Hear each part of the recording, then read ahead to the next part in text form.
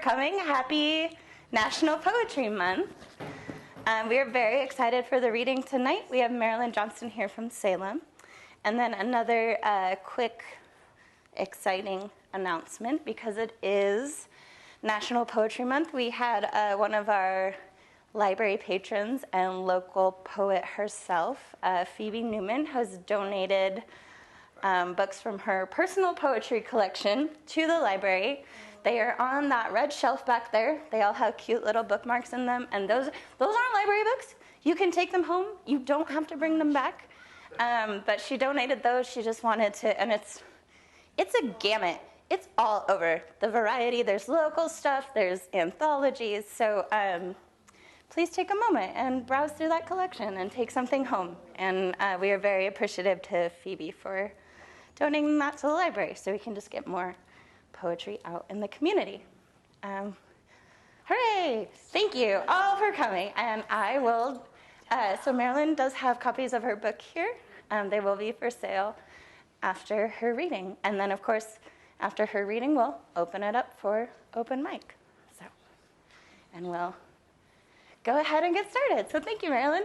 So thank you so much, Courtney, for the invitation to be here, particularly during Poetry Month. And this library, I told her when I came in, I was just going to say, please talk amongst yourselves, because I'm going to be looking around at all these little nooks and crannies. It is fabulous. So it's the first time I've been here, and thank you for being here tonight. And I'm looking forward to hearing your work.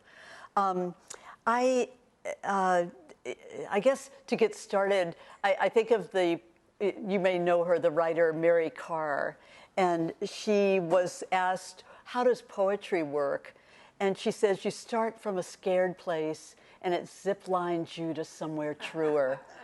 And so I'm going to zip line you to the themes that I use in my poetry a lot, and it's war, it's working with kids who are incarcerated, it's my kids, it's everything about what I feel that we've learned through the pandemic, and also the art of noticing.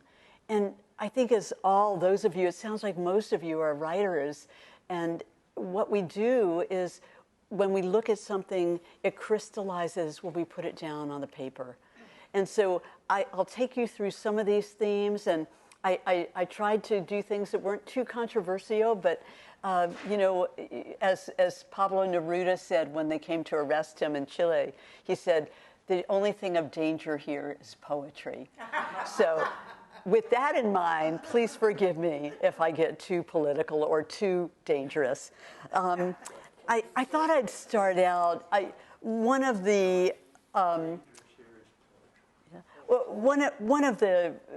pleasures I have as an artist in the schools has been to get assignments in what I would consider places that I wouldn't have had an opportunity. And one was in a Title I school in a small town in the Valley, where I was asked to come in and be a poet for a month. And I wrote a poem about this, and it's actually, I'll be reading poems that are from my book, Before Igniting, as well as new work today and older work. So I didn't know if you all had a bio, so I won't bore you with what I've done. I hope the poems will speak for themselves. So this is called Writer in Residence at an Elementary School. It is day one, and 2 kids are already crying. One from the sheer overwhelm of the day, one after spilling out her story that her mother left and may never return. Day 2, after class, the teacher tells me the little boy with a sullen scowl sleeps in a car on the side of Highway 99. I was asked to teach poetry about civil rights, so I asked the students grades 3 to 5 to write about bullying, about women they look up to. I asked them to describe their skin, what they feel about themselves beneath it. I tell them to show us through their words, letting us hear the sounds used when their name is called, whether in anger or praise. I urge them to press their secrets on the page. Day 3. The boy who wakes up in a car on the side of the road is raising his hand to read. My skin is like a peach pit, like a bubble bath, like the sun on a rainy day, like a screaming child when you give them a stuffed animal. My skin is happiness, like a simple day on the beach. My skin is love. My skin is the night breeze. The teacher says it's the first time she's seen him respond to anything since September. In some classes, there are too many for the teacher and me to manage. The students who cannot, even at age 9, write their last names. The students who cannot stay seated, cannot read their own words. Maybe they will think about their skin, learn to entrust us with their feelings, buried deep. I want to take them there through poetry, where it's okay to feel. Sometime in their lives, I tell them, they will need this skill to write a sentence that will free them. Thank you. So the art of noticing I mentioned, and we live east of Salem in the village of Maclay. And one day I returned from work and our nearest neighbor announced they'd adopted a BLM wild horse. So this is called Wild Horse Adoption Day. The young horse, as yet unnamed, is quiet in the half acre of the next door neighbor's yard. I worried how it would go, this first night penned in the unfamiliar. Forecast as the hottest night so far of summer, we'd be sure to leave our windows open. We feared being awakened as she kicked and whinnied while the Perseid meteors streaked across the skies. But she made no sound, raised no fuss, that one. Her small face peeking at me in the half moon from the slatted fence hastily erected. And I wondered what this filly was thinking, alone, apart from her herd that once ran wild, no borders to contain them. They are in her blood, the meadows, the never-ending skies, her nimble hooves that free could stamp a path in the forest beyond our house, breathe her name into the morning air.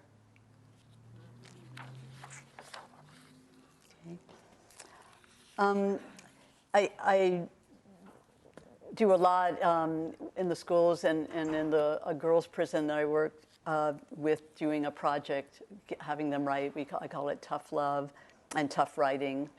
And this poem was written, I was in a language school in southern Mexico in the fall of 2019, right before the pandemic, as Central American refugees were crossing the border into Chiapas on their way to the US border. So here's the poem that I wrote from that experience. It's called I, Refugee. The night cries with the sounds of the women and children moving from one refugee camp to another, the ones who have made it as far as this. No matter if a wall divides us, I can break through from these iron stars I see in the small yard outside my casita. Some days I can feel I am at the microcosm of the world, powerful, able to reach across cosmos. But today there is nothing but endless holes, my reach barren. Why now, when there is still much to do? Why now, when the channels are filled with rage, do I feel hopelessly wandering to the future, then backstepping to the past, as if the sheer presence of my molecules has pierced the atmosphere, then burned out, leaving a faint trace in descent? I am not murdered, and I am not missing, but parts of me have scattered, then disappeared. I, Refugee. Another theme that I write is my own family and looking for tracing of our own roots after the Holocaust. So this is one, and my husband and I and our family have kind of tried to retrace those little towns in Eastern Europe, many of which still hold on to their secrets. Upon finding the house where cousin Viola lived during the Holocaust, Ružomberok, Slovakia. Outside the window, the Via River still winds its way past the door as if nothing had happened, as if only the old floorboards could share the secrets of boots that trod on them, the way chair cushions hold the imprint of each daughter, each son. Suddenly, a storm, a low hum that shoves the jacaranda lives over the tiled roof as it builds to a roar. The chimney flue shrieks a stiff-legged march, and the gate swings back and forth, keeping time with the fury. I've been told the tempest at the door found Viola this swiftly, lasting long enough for her to swallow one pill of cyanide while she waited for the rain.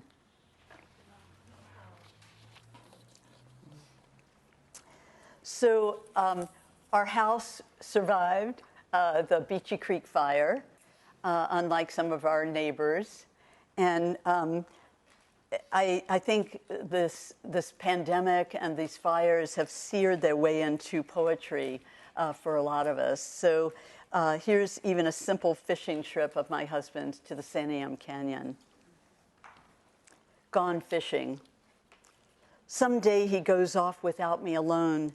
Like today, fishing pole in the back of our old Subaru, a container of worms from the compost pile. Headed, he said, to the Mahama Bridge that still stands after the fires, his favorite fishing hole just beneath. My husband, always the sure-footed one, I never used to worry, but the years have changed his ballast, his secure footing. A time last year when he tumbled into the flowing river, drowning his cell phone and one new hearing aid before his friend Dan fished him out. Now, Dan's gout keeps him laid up, yet sometimes the urge to be by the river's edge is so strong, the tug to drive east pulls my husband away alone. He promises he'll text, let me know his destination, but we both know fear floats on the surface, and I will keep one eye on the door, wait for it to open, with or without the promised fish that, like him, may still swim free. And he's there as proof, still there. Right. Right. The healing nature of poetry is true for us in helping to recover from the war my husband brought back from Vietnam. And I know a few of you have had some conversations that maybe shared that heritage. I've had the privilege of teaching creative writing to returning vets from Afghanistan and Iraq, and also incarcerated youth, as I mentioned, who have faced a different kind of war. So here's a poem about our family's trip to Vietnam when we traveled there in 2002 to revisit the places my husband fought during the war. Returning. It is spring and the day is less humid than he remembered, but that was 49 years ago at Fire Base Bronco, only yards away from this dust-laden street of Duc Pho, its familiar Nuc Mam scent in the air. He watches, waits to see if harsh looks greet him or our family. From the vendor who approaches, a wooden bar across her shoulders, deep buckets suspended on each end as she sells her wares. From the men and women in the rice paddies with their cone-shaped hats, their bare feet as they pull and they plant. From the elderly woman at the market stand, teeth blackened from betel nuts, who sells steaming bowls of pho we eat greedily. but there is nothing, no one who speaks anything but welcome. The children run across the levee, then turn, like the flock of birds over the rice paddy as they rise and they fall. The children beside him now, their small hands all vying to touch his shoulders for the photo I'll take, the one that will show him standing straight and smiling, and they seem to be lifting him amazingly far.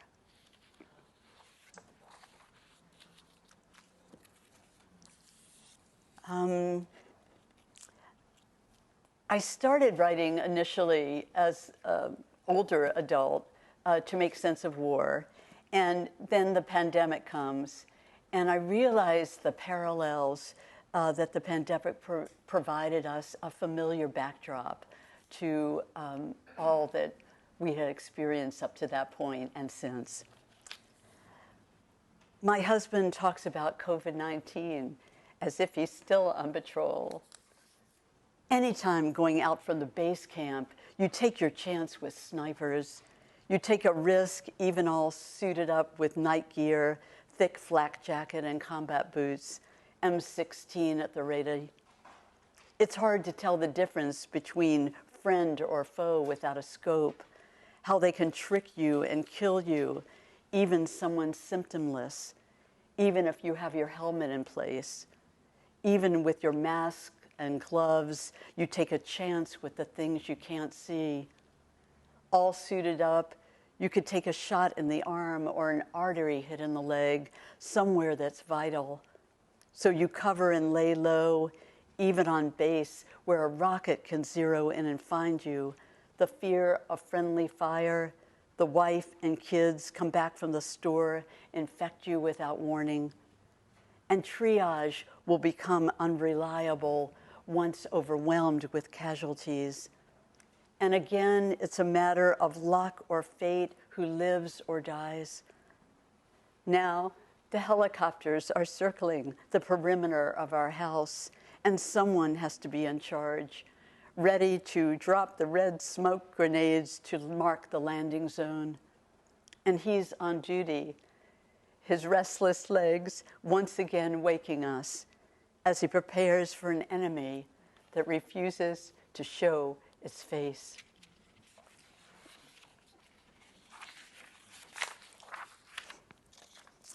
And as many of you probably do, even our children don't escape what we write and what we read to audiences. And mine are grown and not here, so I don't know if they'll be watching the taping. And with Mother's Day next month, I thought I'd read this, and I just talked to my daughter and her children on the way here. My daughter calls on Mother's Day. You told me that after the rain ended, the 20-month-old screamed as you held her so she wouldn't run outside.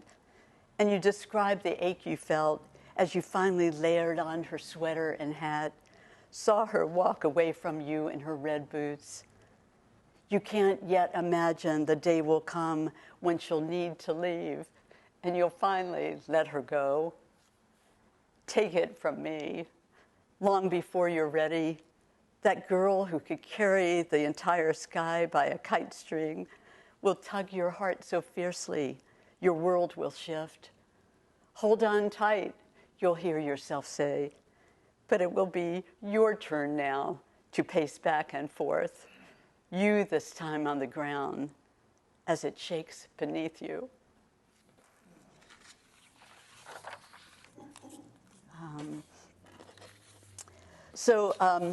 I just have a couple more. One is an inspiration for this book called Exit Plan. And I think for those of us who are in a long marriage, it kind of speaks to, particularly in a pandemic, and realizing what you could leave behind that's not important anymore. Exit plan. It's possible that nothing will happen, that the four walls of this house will stand long after the crushing winds and the trees that sway and bend without reaching down to pin us deep with their heavy boughs. Once, when the cries within threatened us with their terrible nightmares, we talked about how we'd exit, find each other again by feel after crawling to the burning door. But the truth is, there are so few days left to practice the art of survival, how we could run away and start again, take only memories of all we've learned in our scarred, empty hands.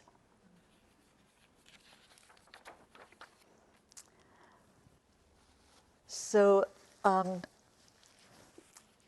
last poem, I grew up in Southern Virginia, actually across from the Appomattox River where Petersburg is, and the Battle of the Crater, for those of you who Civil War buffs, took place during the Civil War. And growing up when I did in the 50s left its indelible mark on me. And I'd like to close this reading with a poem about one of my most memorable teachers.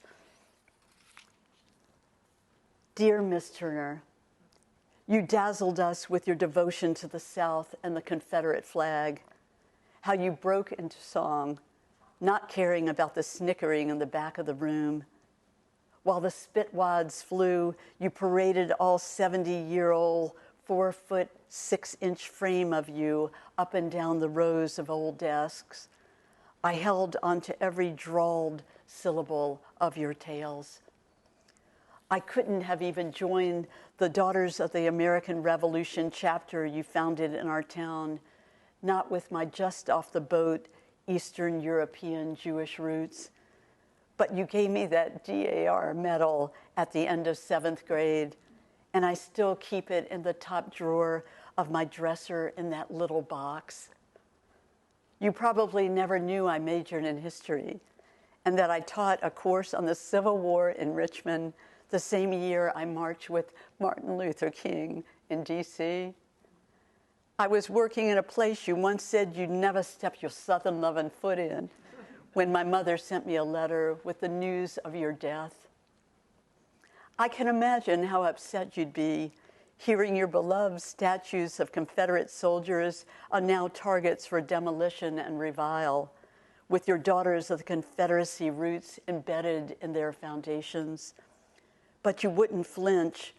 You'd hold your head high, Susie Turner, still hand out that assignment at the end of Christmas break, asking us to reimagine the South had won the war. Even back then, I knew we were rooting for different teams, and I admired that, each of us entrenched, unflappable. Thank you.